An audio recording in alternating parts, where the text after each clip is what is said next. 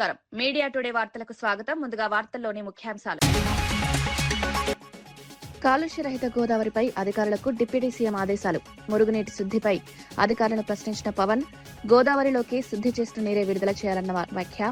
గోదావరి పరీక్షల్లో నిర్లక్ష్యం వద్దన్న పవన్ కళ్యాణ్. ల్యాండ్ మాఫియాపై గవర్నర్ను కలిసిన కవిత. భూసేకరణ అక్రమాలను గవర్నర్ దృష్టికి తీసుకెళ్లిన కవిత. ప్రజల భూములను పరిరక్షణకు చర్యలు, ప్రజా సమస్యలపై పోరాటం.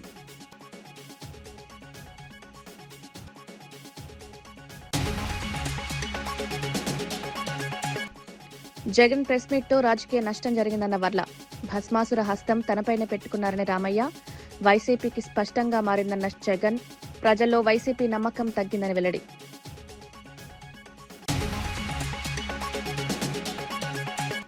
పీఎం సూర్యఘర్ పథకాలపై అవగాహన కార్యక్రమం. సోలార్ విద్యుత్పై రైతులకు అవగాహన. సబ్సిడీలను వినియోగించుకోవాలని సూచన. పీఎం కుసుమ్తో ఆదాయం పెందొచ్చన్న అధికారులు.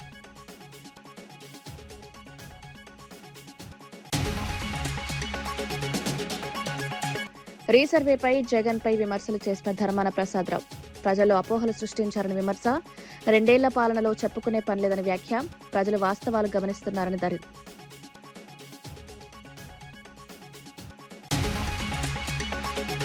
రాజమహేంద్రవరం పుష్కరాల ఘాట్ నుంచి పడవలో గోదావరి ప్రాంతాన్ని పరిశీలించిన ఉప ముఖ్యమంత్రి పవన్ కళ్యాణ్ కీలక ఆదేశాలు జారీ చేశారు. కాలుష్యరహిత గోదావరి లక్ష్యంతో పుష్కరాలను ప్రతిష్టాత్మకంగా నిర్వహించాలని అధికారులకు సూచించారు. నల్లా ఛానల్ నుంచి గోదావరిలోకి కలుస్తున్న మురుగునీటిపై అధికారులను ప్రశ్నించారు. రోజువారీగా విడుదలవుతున్న మురుగునీటి పరిమాణం, శుద్ది ప్రక్రియపై వివరాలు తెలుసుకున్నారు. కేవలం 15% నీరే శుద్ది అవుతోందని అధికారులు వెల్లడించారు. కేంద్ర నిధులను పారదర్శకంగా వినియోగించాలని పవన్ సూచించారు. It is headed by Sri Chandrababu Naidu garu. Repeatedly in certain cabinet discussions, he keeps telling us, I need minister's contribution for the smooth governance of the state. మీరు బాధ్యతలు తీసుకోకుండా ప్రతిసారి నా వైపు చూస్తే నేను ఏం చేయగలను, మీరు కూడా బాధ్యతలు తీసుకొని చాలా పదే చెప్తారు. దాన్ని ప్రేరణగా తీసుకొని, దాన్ని ఇన్స్పిరేషన్గా తీసుకొని పర్యావరణానికి సంబంధించి ఎలాంటి ప్రశ్నలు వచ్చినా కానీ దానికి సమాధానం నేనే చెప్పాల్సి వస్తుంది అసెంబ్లీలో. So when public questions me, the concern minister has to answer to that question. So eventually environment or pollution control board plays a very key role in this Akhanda Godavari Pushkaram. అలాగే పంచాయతీలకి అన్ని. డ్రైవర్ అశోక్ ను విధుల నుంచి తొలగించారంటూ వస్తున్న వార్తలు పూర్తిగా వాస్తవమని మంత్రి పొన్నం ప్రభాకర్ స్పష్టం చేశారు. అశోక్ ఆర్టీసీ ఉద్యోగి కాదని, హైర్ బస్ డ్రైవర్ మాత్రమేనని వివరించారు. జగిత్యాల ఘటనలో రైతుల పక్షాన మాట్లాడినందుకు ఎలాంటి చర్యలు తీసుకోలేదని వెల్లడించారు. అశోక్ ను విధుల నుంచి తొలగించవద్దని సంబంధిత బస్సు యాజమాన్యానికి ఇప్పటికే సూచనలు చేసినట్లు చెప్పారు. సోషల్ మీడియాలో తప్పుడు ప్రచారాలు జరుగుతున్నాయని, ప్రజలు నిర్ధారించాలని, సమాచారాన్ని నమ్మవద్దని విజ్ఞప్తి చేశారు. అసత్య ప్రచారాలతో ప్రజల్లో గందరగోళం సృష్టించే ప్రయత్నాలు జరుగుతున్నాయన్నారు. అశోక్ ఎవరైతే మాట్లాడినారో ధాన్యంకు సంబంధించి రైతుల పక్షాన మేము తప్పకుండా పాజిటివ్ క్రిటిసిజాన్ని ఫేస్ చేయడానికి రెడీగా ఉన్నాం. మేము ఆ యొక్క పాడి ప్రొక్యూర్మెంట్ మీద ప్రభుత్వం మొత్తం యంత్రాంగం అంతా పనిచేస్తూ ఉంది. అనుకోనంత పంట రావడం వల్ల కొనుగోలు కేంద్రాలు పెంచి ధాన్యం కొనుగోలు చేసే ప్రయత్నం చేస్తాను. లారీలు ఇతరత్ర అనేక రకాల అంశాలతో ముడిపడి ఉన్నటువంటి ఈ పరిస్థితి, గోడౌన్లు, కేంద్ర ప్రభుత్వం సరి అయినటువంటి సహకారం లేని కారణంగా ఇటువంటి అంశాలు జరుగుతున్నప్పటికీ ధాన్యం కొనుగోలు ప్రక్రియ క్రియాశీలకంగా చేస్తూ ఉన్నాం. ఆ సందర్భంగా ఆ అశోక్ అనే వ్యక్తి డ్రైవర్, ప్రైవేట్ హైర్ బస్సుకు సంబంధించిన వ్యక్తి మాట్లాడితే దాన్ని స్వాగతించడం తప్ప ఎక్కడ మేము సంస్థ పట్ల ఎవరు కూడా మా యాజమాన్యం అటువంటి చర్య తీసుకోమని అతన్ని చెప్పలేదు.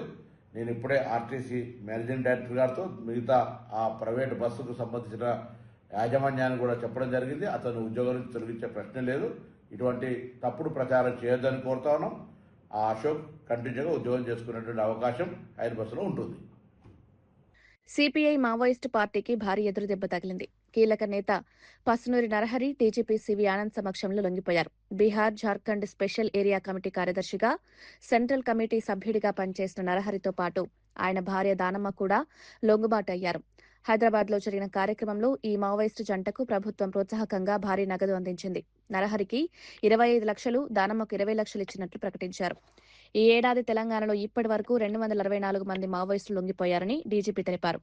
ఇంకా అజ్ఞాతంలో ఉన్న మావోయిస్టులు కూడా హింసను విడిచి జనజీవన స్రవంతిలో కలవాలని పిలుపునిచ్చారు. Ranks and reached in 2017. He was made the Central Committee member, and he is an expert in making grenades, bombs, LMG, rotor, shoulder-fired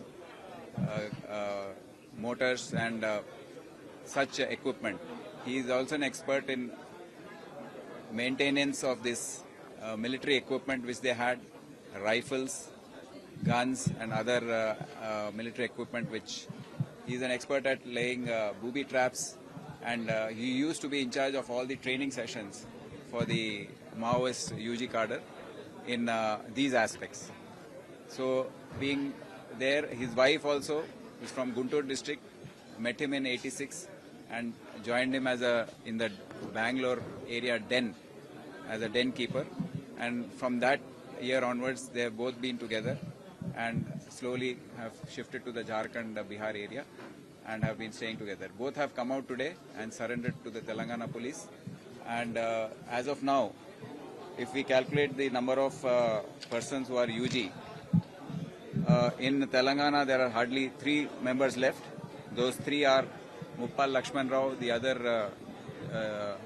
CC member and General Secretary of the Maoists, and his wife Jode Ratnabai. Both are believed to be in some hideout, but they have not responded to our appeals by our Honorable Chief Minister and also the Honorable Union Home Minister. So we appeal to them, and even his own colleague in the Central Committee, Mr. Narahari, has appealed to him today to surrender. Then we have Varta Shekhar alias Mangtu, who is also UG from Telangana.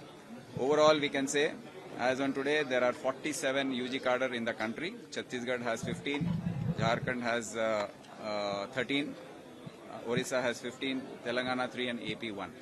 So we appeal to all of them to come out, because the days are over. The society has changed. The ideology of Maoism has no more place in the modern day society of India. And on behalf of the Telangana police and Telangana government, we appeal to all the remaining cadre to come out and surrender voluntarily. The governments are in all states have put in place excellent surrender and rehab policies. In Telangana, as you have seen, we have given the reward amount on this day, 25 lakhs and 20 lakhs to both of them. Further, we will be issuing health cards. Whatever help they require in terms of employment, if they want to work in some area, reskilling will be done. If they want to do agriculture, perhaps some land, the equipment which is necessary, like a tractor, will be loaned out to them. And in every manner, the Telangana government has put out a very good rehabilitation policy. So now our challenge is to watch all the surrender cadre on a regular basis, ensure that they get all the benefits which have been assured, and ensure that they join the mainstream and never again think of going back or go to a different type of ideology and thinking. Karnataka ముఖ్యమంత్రి మార్పుపై వస్తున్న వార్తలు కేవలం ఊహాగానాలేనని Congress party సంస్థాగత వ్యవహారాల incharge KC Venugopal స్పష్టం చేశారు. ఢిల్లీలో జరిగిన పార్టీ సమావేశం అనంతరం ఆయన మీడియాతో మాట్లాడారు. సమావేశంలో కేవలం రాజ్యసభ, ఎమ్మెల్సీ స్థానాల ఎంపికపై మాత్రమే చర్చ జరిగిందని తెలిపారు. సీఎం మార్పు అంశం అసలు చర్చకు రాలేదని తేల్చి చెప్పారు. అనవసర ప్రచారాలతో గందరగోళం సృష్టించే ప్రయత్నాలు జరుగుతున్నాయన్నారు. పార్టీ నిర్ణయాలు అధికారికంగా ప్రకటించడమేనని నమ్మాలని సూచించారు.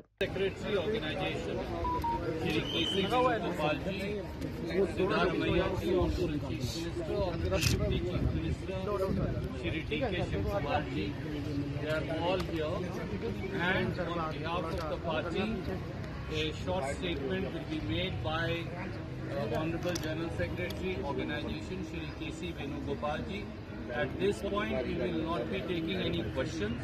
I also request you to, for heaven's sake, now stop your speculation. That they will do, don't worry about it. Friends, Honorable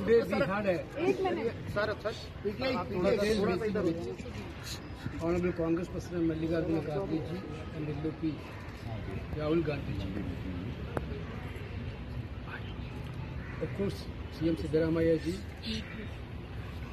Deputy CM D.K. Shivakumar ji and General Secretary in charge of Karnataka and myself be part of the discussion. The entire discussion is only concentrated on coming Rajya Sabha elections and council elections of Karnataka. Whatever speculation you people are doing, that is మాజీ మంత్రి హరీష్ రావుకు TPCC chief Mahesh Kumar Goud ఘాటు counter ఇచ్చారు. Chevella declaration కు కాంగ్రెస్ పూర్తిగా కట్టుబడి ఉందని స్పష్టం చేశారు. గత ప్రభుత్వమే దళిత బంధు పేరిట దళితులను మోసం చేసిందని ఆరోపించారు. కాంగ్రెస్ ప్రభుత్వం దళితులకు స్పీకర్ పదవితో పాటు 4 మంత్రి పదవులు ఇచ్చిందని గుర్తు చేశారు. దళిత సంక్షేమంపై కార్యాచరణ ఉందన్నారు. ప్రజలను తప్పుదారి పట్టించే ప్రయత్నాలు చేస్తే వాస్తవాలు బయటపెడతామని హెచ్చరించారు. సంక్షేమ పథకాల అమలులో కాంగ్రెస్ ప్రభుత్వం చిత్తశుద్ధితో పనిచేస్తోందని పేర్కొన్నారు. మొట్టమొదటిసారిగా తెలంగాణ ప్రభుత్వం రేవంత్ రెడ్డి నేతృత్వంలో చేయబడింది. దాంతో పాటు వాళ్ళకు స్పీకర్తో పాటు 4 మంత్రి పదవులు దళిత వర్గానికి ఇచ్చిన ఘనత కాంగ్రెస్ పార్టీది. ఇది మాన్యులు ఖర్గే గారు, రాహుల్ గాంధీ గారి యొక్క చొరవ వల్ల రేవంత్ రెడ్డి గారు తన కేబినెట్లో 4 మంత్రులు తీసుకున్నారు. మీ హయాంలో ఒక డిప్యూటీ సీఎం చేసి అర్ధరాత్రి తల నరికినటువంటి సందర్భం, అర్ధరాత్రి బర్తరఫ్ చేశారు. మీరు దళితుల గురించి మాట్లాడితే దయ్యాలు వేదాలు వలిచినట్టుగా ఉంటాయి. పరిపూర్ణంగా దళితులకు న్యాయం చేస్తున్న పార్టీ కాంగ్రెస్ పార్టీ, కాంగ్రెస్ ప్రభుత్వం. రైతు ధర్నా చేస్తూ ఉన్నారు. ఇలా రైతులు ఆశ్చర్యం వ్యక్తం చేస్తూ ఉన్నారు. పంట వేయకండి, వేస్తే మేము కొనే ప్రశ్న లేదన్నది బీజేపీ వారు కాదా? వారు వేస్తే ఊరి అన్నది టీఆర్ఎస్ నాయకులు కాదా? వాళ్ళు ఇవాళ కూడగలుపుకొని కల్లాల పొంటి తిరుగుతూ ఉన్నారు. రైతులు అన్నీ గ్రహిస్తూ ఉన్నారు. ఈ సంవత్సరం అత్యధిక దిగుబడి వచ్చింది. నిన్ననే మా ఉత్తమ్ కుమార్ గారు చెప్పినారు, దాదాపు 75 లక్షల మెట్రిక్ టన్నుల ధాన్యాన్ని కొనడానికి ప్రభుత్వం సిద్ధంగా ఉంది. ఇప్పటికే 51 లక్ష మెట్రిక్ టన్నుల ధాన్యాన్ని కొన్నాము. కేంద్ర ప్రభుత్వం ఇస్తున్న సహకారం 52 లక్షల మెట్రిక్ టన్నులకు మాత్రమే. అయినప్పటికీ దిగుబడి ఎక్కువ వచ్చింది కాబట్టి రాష్ట్ర ప్రభుత్వం రైతులకు ఇబ్బంది ఉండకుండా 75 లక్షల మెట్రిక్ టన్నుల ధాన్యాన్ని కొంటా ఉంది. ఇది రైతు పక్షపాతి ప్రభుత్వం. అన్ని చర్యలు తీసుకుంటా ఉంది. చిన్న చిత్కర సమస్యలు ఉంటే కూడా సమస్య పోతాయి. పత్రికా స్వేచ్ఛ ఉంది, రాయాల్సిన రాశారు, మేము ఇవ్వాల్సిన వివరణ ఇచ్చాము. ఇది ముగిసిన అధ్యాయం. Thank you. గోదావరి నదిలో కాలుష్యం కలవకుండా చర్యలు తీసుకునేందుకు కేంద్రాన్ని సంప్రదించి నేషనల్ రివర్ కన్జర్వేటివ్ ప్రోగ్రాం ద్వారా 88 కోట్ల రూపాయలు తెచ్చామని వెల్లడించారు. కేంద్ర ప్రభుత్వంలో భాగస్వాములు కాకపోయినా రాజమహేంద్రవరానికి నిధులు తీసుకురాగలిగామని పేర్కొన్నారు. అయితే ప్రస్తుత ప్రభుత్వం వచ్చిన తర్వాత నీటి శుద్ధి ప్లాంట్ నిర్మాణం నిలిచిపోయిందని ఆరోపించారు. స్థానిక ఎమ్మెల్యే కారణంగానే అక్కడ అవినీతి జరిగిందని విమర్శించారు. పవన్ కళ్యాణ్ తన పర్యటనలో ఈ అంశం ప్రత్యేక దృష్టి పెట్టాలని కోరారు. నేషనల్ రివర్ కన్జర్వేటివ్ ప్రోగ్రామ్ ఇది పవన్ కళ్యాణ్ గారిని గమనించాల్సిందిగా కోరుతా ఉన్నాం. మీ శాఖకు సంబంధించి మీరు ఏదైతే ప్రస్తావన చేస్తున్నారో గజేందర్ సింగ్ షెకావత్ గారు, ఇప్పుడు ఆయన టూరిజం మినిస్టర్ ఉన్నాడు, అప్పుడు జల్ శక్తి మినిస్టర్ కింద ఉన్నప్పుడు ఆయన దగ్గర నుంచి మేము తీసుకుని వచ్చాం. ఆయన మాకున్న ఒక పర్సనల్ రిలేషన్ తో ఆయనతో మేము ఒక యంగ్స్టర్ గా ఎప్పటికప్పుడు సంప్రదింపులు చేసి ఎంపీగా ఉన్నప్పుడు రాజమహేంద్రవరానికి ఆంధ్రప్రదేశ్ కి కేంద్ర ప్రభుత్వంలో మేము లేకపోయినప్పటికీ కూడా 88 కోట్ల రూపాయలు తీసుకొచ్చిన చరిత్ర వైఎస్ఆర్ కాంగ్రెస్ పార్టీ. ఎందుకంటే గోదావరి నదికి ఒకే చోట ఇస్తారు. అంటే ఈ స్కీమ్ లో, ఎన్ఆర్సీపీ స్కీమ్ లో, అంటే వివిధ చోట్ల కూడా ఇవ్వచ్చు, కాకపోతే లిమిటెడ్ బడ్జెట్స్ ఉన్నాయి. వాళ్ళకి అక్కడ కేంద్ర ప్రభుత్వంలో మహారాష్ట్రలో కేంద్ర రాష్ట్ర ప్రభుత్వాలు వాళ్లే ఉన్నారు. గోదావరి అక్కడి నుంచి ప్రారంభం అవుతుంది. మన రాష్ట్రానికి ఇవ్వాల్సిన పని ఏం లేదు. అక్కడ మహారాష్ట్ర రాష్ట్రానికి ఇవ్వచ్చు. కానీ మేము పట్టు వదలని విక్రమార్కుల్లాగా 88 కోట్ల రూపాయలు సాధించుకున్న ఘనత జగనన్న ప్రభుత్వంలో జరిగింది, ఎన్ఆర్సీపీ నుంచి. ఇప్పుడు నేను అడుగుతా ఉన్నా, పవన్ కళ్యాణ్ గారు చాలా శ్రమ చేసుకుని 2 రోజులు ప్రోగ్రాం పెట్టుకుని ఆయన మొత్తము గోదావరి పరివాహక ప్రాంతం అంతా కూడా విజిట్ చేస్తా ఉన్నారు.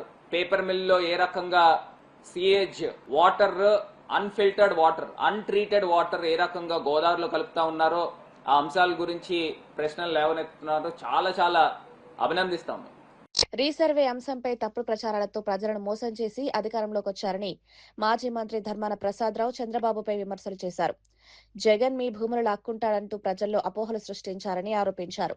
2 ఏళ్ల పాలనలో ప్రజలకు చెప్పుకునే ఒక్క మంచి పని కూడా చేయలేదని ప్రశ్నించారు. ఇసుక, మట్టి దోపిడీలు పెరిగిపోయాయని, అలాంటి వారిని నాయకులుగా చూపిస్తున్నారని మండిపడ్డారు. ప్రజల ఆస్తులను కాపాడాల్సిన బాధ్యత ఉన్నవారే దోపిడీలకు పాల్పడుతున్నారని ఆరోపించారు. ఎన్నికల సమయంలో ఇచ్చిన హామీలు అమలు చేయడంలో ప్రభుత్వం విఫలమైందన్నారు. ప్రజలు వాస్తవాలు గమనిస్తున్నారని తెలిపారు. మీరు వెళ్ళిపోతారా? ఇదా మీ నుంచి ఎక్స్పెక్ట్ చేసింది శ్రీకాకుళం ప్రజలు. 2 బడ్జెట్లలో 3,30,000 కోట్లు 3 బడ్జెట్లలో సమకూరిందని చెప్పావు నువ్వు. 3 లక్షల కోట్లు, 3,20,000 కోట్లు, 3,33 కోట్లు 3 బడ్జెట్లు ప్రవేశపెట్టారు మీరు వచ్చిన తర్వాత. ఇప్పుడే మీ 2 సంవత్సరాల్లో 3,60,000 కోట్లు అప్పు చేశారు. ఇంత మీకు సమకూరినటువంటి సంపద నుంచి ఈ జిల్లాకి, కాకపోతే ఇలాగే వెనుకబడినటువంటి రాయలసీమ ప్రాంతానికి, విశాఖపట్నం, ప్రకాశం లేదు విజయనగరం జిల్లాలకి, వెనుకబడిన ప్రాంతాలు ప్రజలకు మీరు అందులో ఇచ్చినటువంటి నిధులేంటి, చేసినటువంటి సదుపాయాలేంటి, ఏం మీరు చేయగలిగారు? ఇక ఉన్న 3 సంవత్సరాలు మీ పరిపాలన గురించి ప్రజలకు. మహిళలను ఆర్థికంగా బలోపేతం చేయడమే సీఎం రేవంత్ రెడ్డి నేతృత్వంలోని ప్రజాప్రభుత్వ లక్ష్యమని Hyderabad agriculture market committee vice chairman Kotla Srinivas తెలిపారు. మహిళల సంక్షేమం కోసం ప్రభుత్వం ప్రవేశపెడుతున్న పథకాలు మంచి ఫలితాలిస్తున్నాయన్నారు. మహిళల అభివృద్ధికి ప్రభుత్వం ప్రత్యేక ప్రాధాన్యత ఇస్తోందని పేర్కొన్నారు. ఆర్థిక స్వావలంబన దిశగా మహిళలను ముందుకు తీసుకువెళ్లేలా పథకాలు రూపొందిస్తున్నారన్నారు. మహిళా సంఘాలు కూడా ప్రభుత్వ నిర్ణయాలపై సానుకూలంగా స్పందిస్తున్నాయని వెల్లడించారు. రాష్ట్ర అభివృద్ధిలో మహిళల పాత్ర కీలకమని గుర్తు చేశారు.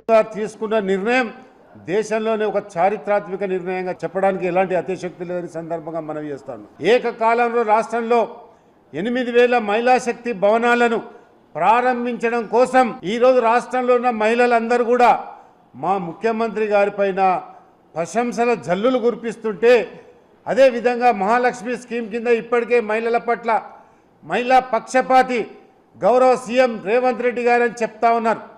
ఈరోజు మహిళలందరూ కూడా ఆర్టీసీ బస్సులో ఎక్కడికి వెళ్ళినా, ఇటు అమ్మవారింటికి పోయినా, అమ్మవారి దర్శనానికి పోయినా, లేకుంటే వివిధ కార్యక్రమాలకు ఈ తెలంగాణ రాష్ట్రంలో ఎక్కడ తిరిగినా ఒక్క రూపాయి కూడా చెల్లించకుండా ఇలా ఆర్టీసీలో మహిళలకు ఒక సముచిత స్థానం కల్పించి ఉచిత బస్ టికెట్ చేస్తున్న ముఖ్యమంత్రి గారు ఈరోజు మరి మహిళలందరూ కూడా ఇవాళ వాళ్ళు మా తమ్ముడు రేవంత్ రెడ్డి గారని, మా బిడ్డ రేవంత్ రెడ్డి గారని ఇలా ప్రజాపాలనను దీవిస్తాడంలో ఎలాంటి అత్యశక్తి లేదు.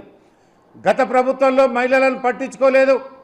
10 సంవత్సరాలుగా కేసీఆర్ గారి నాయకత్వంలో ఉన్న ప్రభుత్వం కనీసం మహిళలకు మంత్రి పదవులు ఇవ్వలేదు. జగన్ నిర్వహించిన తాజా ప్రెస్ మీట్ తో రాజకీయంగా తానే ఇబ్బందులు పడిపోయారని టీడీపీ నేత వర్ల రామయ్య వ్యాఖ్యానించారు. రాజకీయ భస్మాసుర హస్తం తనపైనే పెట్టుకున్నారని ఎద్దేవా చేశారు. ప్రజలను ఆకట్టుకునే ప్రయత్నంలో చేసిన వ్యాఖ్యలు తిరిగి వైసీపీకి నష్టంగా మారాయన్నారు. వాస్తవాల కంటే ఆరోపణలకే ప్రాధాన్యమిస్తున్నారని విమర్శించారు. ప్రజలు ఇప్పుడు అన్ని విషయాలు గమనిస్తున్నారన్నారు. అభివృద్ధి, పాలనా అంశాలపై మాట్లాడకుండా రాజకీయ విమర్శలకే పరిమితమవుతున్నారని ఆరోపించారు. ప్రజల్లో వైసీపీపై నమ్మకం తగ్గిందని పేర్కొన్నారు. అక్కడే ఉండొచ్చు కదా, మీరు ఎందుకు రావద్దన్నారు మీ నాన్నగారు? What does it mean? అంటే దాని అర్థం ఏంటి? నీ ఒక ఆకతాయివి, నువ్వు ఒక అవినీతి పరుడివి, నువ్వు ఒక అరాచక శక్తివి, నీవు హైదరాబాద్ వచ్చి ఇక్కడ నాతో పాటు ఉంటే నా పదవికి కూడా ముప్పు వస్తుంది, కనుక నీవు రావద్దు అని చెప్పింది నిజం కాదా? కాదు అంటాం లేదు కదా. మీ అమ్మగారే రోషే గారితో మాట్లాడారు. ఇప్పుడు అదే చెప్పాను కదా, నేను వర్లరామయ్య చెబుతున్నదో మా నాయకులు చెబుతున్నదో కాదు. ఇప్పుడేం చెబుతారు సమాధానం? మీ వ్యవహార శైలికి ఏం సమాధానం చెబుతారు? మీరు అహింసావాదని చెబుతారా? మీరు పార్లమెంటుకు పోటీ చేయాలని ఉంది, నువ్వు రిజైన్ చేయి బాబాయ్, వివేకానంద రెడ్డి గారిని, బాబాయ్ నేను పార్లమెంటుకు పోటీ చేస్తానంటే ఆయన పాప ఇంకేదో 2-3 ఏళ్ళు ఉందిరా, ఆ టైం అయిపోయిన తర్వాత నువ్వే చేద్దు కానీ నెక్స్ట్ నేను చేయనంటే లాగి చెంప మీద కొట్టాడు. ఆయన లాగి చెంప మీద కొట్టాడు. కొడతావేంట్రా ఇదంటే మరలా కొట్టాడు లాగి. ఆ ప్రెస్ క్లిప్పింగ్ చూపించా, చెంప మీద కొట్టిన ప్రెస్. వివేకాపై 2 సార్లు చేసుకున్న జగన్ ఇదంతా నేను ఊరికే మామూలుగా చెప్పట్లేదు, ఆధారాలు లేకుండా చెప్పటం లేదు. వివేకాపై 2 సార్లు చేసుకుని జగన్ తీసేమ్మా. ఏం చెబుతావు జగన్మోహన్ రెడ్డి గారు? మీరు ఎటువంటి ఆలోచన మీదంటే హింస ద్వారానే అవినీతి సొమ్ము ద్వారానే రాజకీయ హింస ద్వారా అవినీతి సొమ్ము ద్వారానే రాజకీయ వైకుంఠపాలిలో విజయం సాధించాలనే ఆకాంక్ష మీది, ఆలోచన మీది. నిజం కదా? హింస, అవినీతి, ఈ రాజకీయ వైకుంఠపాలిలో విజయం సాధించాలనేది మీ ఆలోచన. అందుకోసమే కదా మీ నాన్నగారి ముఖ్యమంత్రిత్వాన్ని అడ్డు పెట్టుకొని 1,00,000 కోట్లు దండుకొని హైదరాబాద్లోని లోక్ భవన్లో తెలంగాణ గవర్నర్ శివప్రతాప్ శుక్లాను టీఆర్ఎస్ అధినేత్రి కల్వకుంట్ల కవిత మర్యాదపూర్వకంగా కలిశారు. రాష్ట్రంలో పెరుగుతున్న ల్యాండ్ మాఫియా అక్రమాలు, వివాదాస్పద భూసేకరణల అంశాలను గవర్నర్ దృష్టికి తీసుకువెళ్లారు. భూసేకరణల పేరుతో జరుగుతున్న అక్రమాలపై ఫిర్యాదు చేసినట్లు సమాచారం. ప్రజల భూముల పరిరక్షణకు చర్యలు తీసుకోవాలని కోరినట్లు తెలుస్తోంది. భూ వ్యవహారాల్లో పారదర్శకత ఉండాలని కవిత అభిప్రాయపడ్డారు. ప్రజా సమస్యలపై పోరాటం కొనసాగుతుందని స్పష్టం చేశారు. Because of the political interference, it is also the issue of Parigi industrial lands acquisition, where the Industrial Infrastructure Corporation of Telangana has not followed any norms or any rules, but they are directly taking away poor people's lands, assignment lands, SC/ST, BC people's lands, and leaving away the lands of the biggest landlords. It is really unfortunate that selective justice is being given in Telangana today under the Congress government. We are severely condemning this kind of attitude. We are demanding the government to stand with the poor people of this state.